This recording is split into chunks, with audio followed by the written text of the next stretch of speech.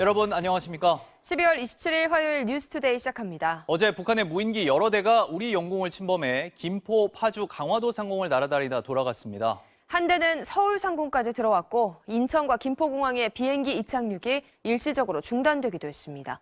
보도에 이문현 기자입니다. 삼각형 모양의 비행체 뒤로 전투 헬기가 따라붙습니다.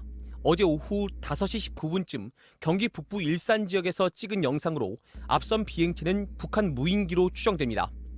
천천히 날고 있는 비행체를 봤고 그 후에 바로 우리나라 헬기들이 한 2대가량이 그 주변을 돌고 있는 것을 목격하게 됐죠. 어제 북한 무인기 5대가 우리 영공을 침범했습니다. 무인기가 처음 발견된 건 오전 10시 25분쯤 김포 군사분계선 이북 지역이고 이후 4대가 추가로 들어왔습니다. 우리 군은 오늘 오전 경기도 일대에서 북한 무인기로 추정되는 미상 항적을 포착하여 대응하였으며 이는 북한이 우리 영공을 침범한 명백한 도발 행위이다. 합참은 북한 무인기가 김포 군사 분계선을 넘은 뒤 김포와 강화도의 민가까지 내려온 것으로 파악했습니다. 특히 무인기 한 대는 서울 북부 지역까지 들어왔습니다. 그동안 북한 무인기는 우리 영공에 여러 차례 들어왔지만 서울까지 날아 들어와 실시간으로 포착된 것은 이번이 처음입니다. 이 중 한 대는 수도권 북부 지역까지 비행하였고 나머지 4대는 강화도 일대에서 비행하였으며 우리 군은 자위권 차원에서 즉각 대응하였다. 이번 일로 인천공항과 김포공항에서 약 50분 동안 항공기 이륙이 일시 중단되기도 했습니다. 2m 크기의 무인기들은 육안으로도 식별할 수 있을 정도로 지상과 근접 비행을 한 것으로 전해졌습니다. 군 관계자는 무인기를 향해 경고 방송과 사격을 한 뒤 공군 전투기와 헬기까지 투입해 대응 작전을 펼쳤다고 설명했습니다. 하지만 무인기를 격추시키진 못했습니다.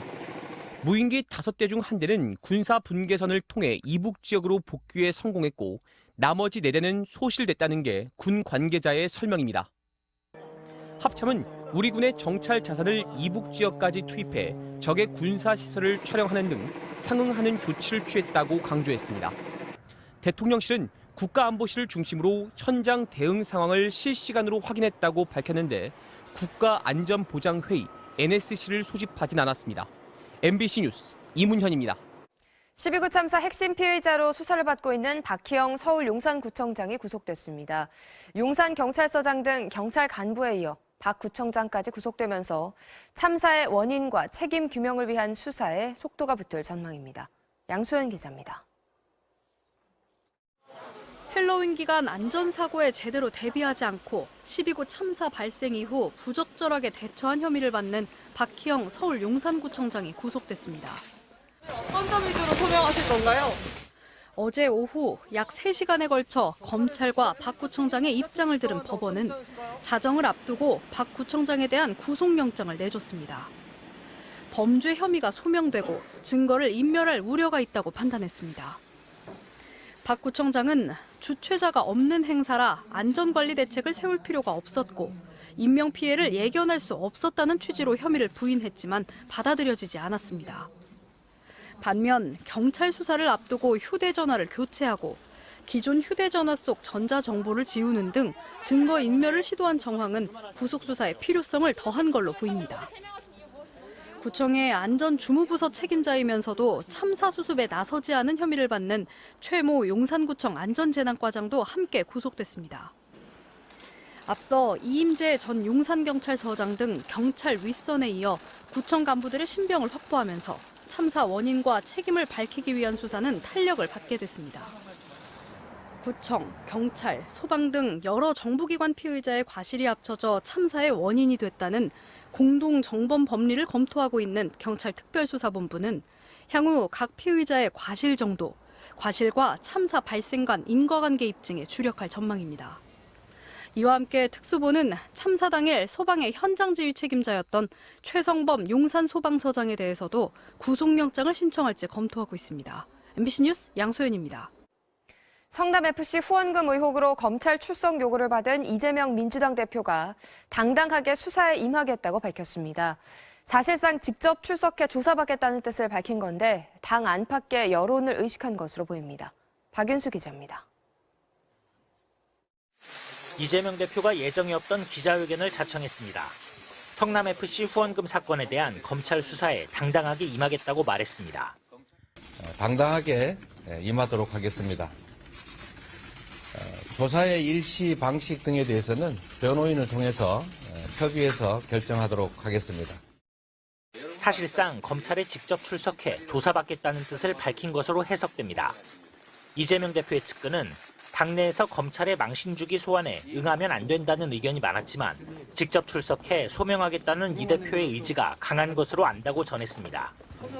다만 검찰이 나오라고 한 내일은 미리 예정된 국회 본회의 등을 이유로 나가지 않겠다고 했습니다. 침묵하던 이 대표가 출석 의지를 밝힌 것은 당 안팎의 여론을 의식했기 때문으로 보입니다. 국민의힘이 방탄 대표라고 비난한 것은 물론 민주당 안에서도 비이재명계를 중심으로 직접 출석해 결백을 입증하라는 요구가 계속 나왔습니다. 하지만 여전히 검찰 수사가 야당 파괴, 정적 제거라는 인식은 분명해 보입니다. 민주당 검찰 독재 정치탄압 대책위가 지난주에 이재명 대표 관련 수사검사 16명의 이름과 사진을 공개했는데 이걸 두고도 설전이 이어졌습니다. 개인의 형사 문제를 모면해 보려고 공당의 공식 조직을 동원해서 적법하게 공무를 수행 중인 공직자들의 좌표를 찍고 정치 검찰이 자신의 성과를 알리고 싶을 때 이름과 사진이 널리 공개할 정보이고 조작 수사로 궁지로 몰릴 때에는 공개해서는 안 되는 좌표 찍기인 것입니까? MBC 뉴스 박윤수입니다. 1000채가 넘는 전세 사기 피해를 남긴 빌라왕 김모 씨 사건 전해드렸는데요. 이번엔 60채 가까이 빌라를 소유한 20대 여성이 갑자기 사망해 세입자들이 전세금을 떼일 위험에 빠졌습니다. 홍신영 기자입니다. 인천 미추홀구 주택가의 한 빌라.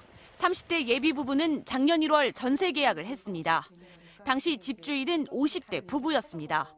집주인분이 살고 계시는 부분이니까 또 안심이 됐던 거예요. 뭐 어린 것도 아니고 좀 어느 정도 있으신 분들이니까 일단 안심하고 했고. 그러다 작년 여름 계량기가 고장나서 연락을 했다가 집주인이 바뀐 사실을 알게 됐습니다. 새 집주인은 95년생 송모 씨. 바뀐 시점은 이들이 전세 계약을 맺고 한 달 뒤였습니다. 수리비 얘기를 하니까 전화를 안 받으시냐? 그러니까 본인이 문자가 되게 많이 오고 광고가 많이 오는 일을 해서 이게 확인을 못 하겠다. 송 씨의 불친절한 태도에 불안해진 이들은 지난 10월, 내년 1월 만기에 맞춰 집을 빼겠다고 알렸습니다. 보증금을 제때 받을 수 있는 건지 묻자 집주인은 요즘 전세 사기다 뭐다 해서 불안하시고 예민하신 건 알겠지만 조금 성급하신 것 같네요라며 뾰족한 반응이었습니다. 연락은 지난 12일 이후 뚝 끊겼고 수소문 끝에 집을 내놓은 중개보조인을 찾았는데 돌아온 건 청천벽력 같은 소식이었습니다. 죽었다는데요? 이제 남 얘기 얘기하듯이. 송 씨는 12일 사망했고 19일자로 주민등록이 말소돼 있었습니다. 집주인이 살았던 낡고 오래된 빌라의 우편함엔 수십 장의 재산세 고지서가 수북히 꽂혀 있었습니다. MBC 뉴스 홍신영입니다. 중국이 다음 달 8일부터 입국 후 의무시설 격리와 PCR 검사를 폐지하기로 했습니다. 최고 단계였던 코로나19 방역 등급도 낮추기로 했는데요. 중국의 항공 여행업계에선 기대감이 커지고 있습니다. 이학수 기자입니다. 중국이 코로나19 방역 차원에서 시행해온 해외 입국자의 시설 격리를 폐지하기로 했습니다. 적용 시점은 다음 달 8일부터입니다. 중국 보건당국은 지금까지 유지해온 최고 강도의 감염병 방역 조치를 해제하면서 출입국 방역을 최적화하기 위해 이 같은 방침을 시행한다고 밝혔습니다. 지금까지 해외 입국자들은 호텔 등 별도 시설에서 5일, 집에서 3일 등 모두 8일 동안 격리를 거쳐야 했는데 내년 1월 8일부터는 일정 기간 재택격리 또는 건강점검만 하게 될 것으로 예상됩니다. 중국 정부는 중국에 입국하려는 사람에 대한 방역 요구사항도 간소화했습니다.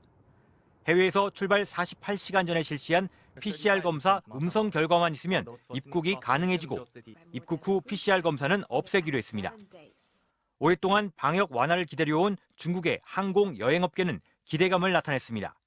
We've set multiple campaign plans and designed various travel products with partners both at home and abroad. I believe the peak will soon come. 지난 7일 중국 정부가 방역 완화에 나선 이후 감염자가 급증하고 있는 가운데 시진핑 주석도 처음으로 공개 발언을 내놨습니다. 시 주석은 중국의 코로나19 예방과 통제가 새로운 임무에 직면해 있다며 인민의 생명과 건강을 확실히 보장하라고 지시했습니다.